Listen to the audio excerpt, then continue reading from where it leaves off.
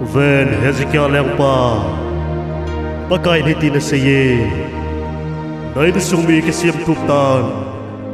Nai hinkho be ning hitai O Pakai nichom ri bein nanga dinga kita taa hinkho mam kehiloham Pakai phat cham khatbeh leipe be tadi ka insung kasemtup naipoi Pakai Pakai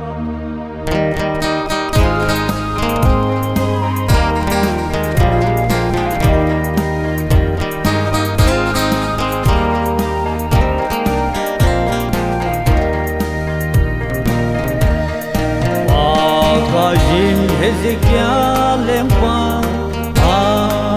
koutai ajah achun na insung kisem tuploijin na hinkho beiloi tading O Pakai nichom khatbeh neipeh o kahinkho insung kasemtup naipoi tin lengpa jong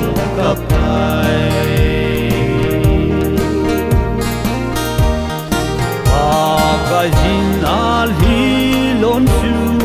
Kanamu nataona jong sangtai damtan ating som leiset na O Pakai nichom khatbeh neipeh o kahinkho insung kasemtup naipoi tin lengpa jong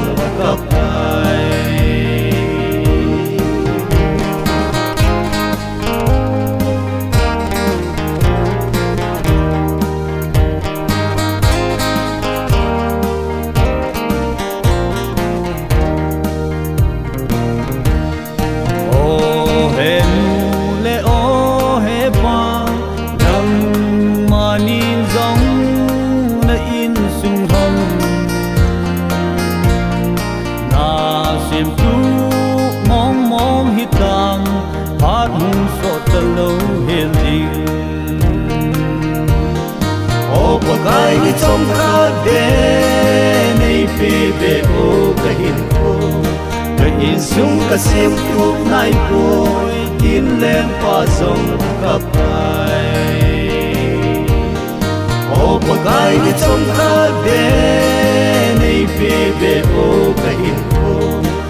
insung kasemtup naipoi tin lengpa jong insung kasemtup naipoi tin lengpa jong